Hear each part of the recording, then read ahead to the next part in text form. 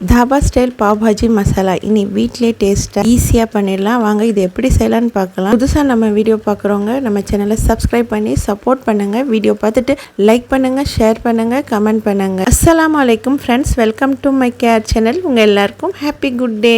வாங்க இப்போ வீடியோக்குள்ளே போகலாம். ஃபஸ்ட்டு பாவ் பாஜி மசாலா செய்கிறதுக்கு நைட்டே பச்சை பட்டாணி ஊற வச்சுக்கோங்க. அது காலையில் குக்கரில் சேர்த்துட்டு 1/4 கிலோத்துக்கு கொஞ்சம் அதிகமாக உருளைக்கிழங்கு தோல் உரிச்சு குக்கரில் சேர்த்துட்டு கொஞ்சமாக உப்பு சேர்த்து வேக வச்சு எடுத்துக்கலாம். காலையில் சூடாக காஃபி குடிச்சிட்டு தேவையான வெஜிடபிள்ஸ் எல்லாமே கட் பண்ணிக்கலாம். கேரட் 1, பீட்ரூட் 1, 7 தக்காளி, அதோட காலிஃப்ளவர் கொஞ்சமாக, கேப்சிகம் 1, பச்சை மிளகாய் 2 இதில் நல்லா கட் பண்ணியாச்சு. குக்கரில் பட்டர் 1 ஸ்பூன் சேர்த்துட்டு அதோட 1 கைப்பிடி அளவு ரஃபாக சாப் பண்ணின வெங்காயம் சேர்த்துக்கலாம். அதோட கட் பண்ணின எல்லா வெஜிடபிள்ஸ் சேர்த்து நல்லா மிக்ஸ் பண்ணிக்கலாம். ரஃபாக மிக்ஸ் பண்ணாலே போதும், அதிகமாக மிக்ஸ் பண்ணணும் தேவையில்லை. மிக்ஸ் பண்ணிவிட்டு இதுக்கு தேவையான அளவு உப்பு மட்டும் சேர்த்துக்கோங்க. உப்பு கொஞ்சம் பார்த்து சேர்த்துக்கோங்க. வச்ச பச்சை பட்டாணி உருளைக்கிழங்கு சேர்த்து மிக்ஸ் பண்ணிவிட்டு இது வேகிற அளவுக்கு தண்ணி சேர்த்து குக்கரில் வேக வச்சு எடுத்துக்கலாம். இதோட ப்ரெஷர் போன அப்புறம் நம்ம ஓப்பன் பண்ணிக்கலாம். 10 காஞ்ச மிளகாய் தண்ணியில் ஊற வச்சுட்டேன். 3 பூண்டு தோல் உரிச்சு 2 சேர்த்து அரைச்சி பேஸ்ட்டாக எடுத்து வச்சுக்கலாம். வேக வச்ச எல்லா வெஜிடபிள்ஸுமே இப்போ நல்லா மேஷ் பண்ணிக்கலாம். நல்லா மேஷ் பண்ண அப்புறம்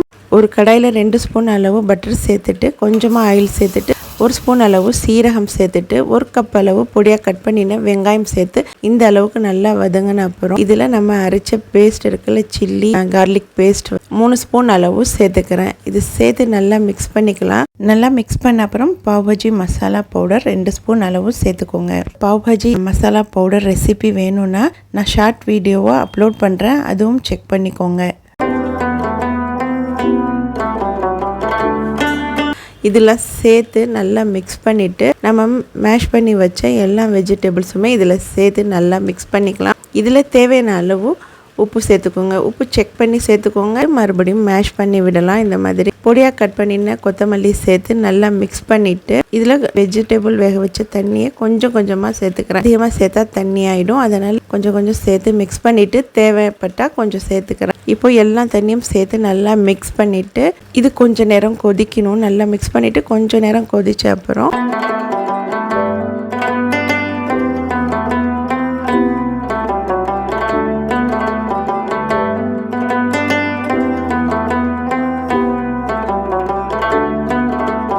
பட்டர் 1 ஸ்பூன் அளவு சேர்த்துக்கிறேன். சேர்த்துட்டு பொடியாக சாப் பண்ணின கொத்தமல்லியும் சேர்த்து நல்லா மிக்ஸ் பண்ணி விட்டுட்டு இதில் அரை எலுமிச்சை சாறு பிழிஞ்சு விடலாம். வெஜிடபிள்ஸ் நம்மளுக்கு எந்த வெஜிடபிள்ஸ் பிடிச்சிருக்கோ அது அதிகமாகவும் சேர்த்துக்கலாம். பீட்ரூட் கலருக்காக சேர்த்துக்கலாம், நல்லா ரெட்டிஷ் கலராக இருக்கும். இப்போது நல்லா கொதிச்சிருச்சு. இதை இறக்கி வச்சுட்டு இப்போது ஒரு தவாவில் பட்டர் 1 ஸ்பூன் சேர்த்துட்டு கொத்தமல்லி பொடியாக கட் பண்ணிட்டு சேர்த்துட்டு நம்ம அரைச்ச சில்லி கார்லிக் பேஸ்ட் 1 ஸ்பூன் அளவு சேர்த்துட்டு நல்லா மிக்ஸ் பண்ணிவிட்டு இந்த தவாவில் ஸ்ப்ரெட் பண்ணி விடலாம். பாவ் பாஜி பன் கிடைக்கல எனக்கு, அதனால் டீ கடை பன் தான் நான் வாங்கிட்டேன். பாவ் பாஜி பன் கிடைச்சா நீங்கள் அதுவே யூஸ் பண்ணிக்கோங்க. அப்படி கிடைக்கலனா இந்த மாதிரி பன்னில் ட்ரை பண்ணுங்கள். ரொம்ப ரொம்ப டேஸ்டியாக இருக்கும். டேஸ்ட்டில் எந்த ஒரு டிஃப்ரெண்ட்டுமே இல்லை, சேம் அதே போல் தான் இருந்துச்சு. கண்டிப்பாக உங்கள் வீட்டில் ட்ரை பண்ணுங்கள். இப்போ ஸ்ப்ரெட் பண்ணினா இந்த பட்டரில் நம்ம இந்த பன்னை வச்சு டோஸ்ட் பண்ணிக்கலாம். இன்னும் கொஞ்சம் பட்டர் சேர்த்து 2 பக்கமும் டோஸ்ட் பண்ணி எடுத்தால் இந்த பாவ் பாஜி பன் ரெடி. இப்போது இது ஒரு சர்விங் பிளேட்க்கு மாற்றிக்கலாம்.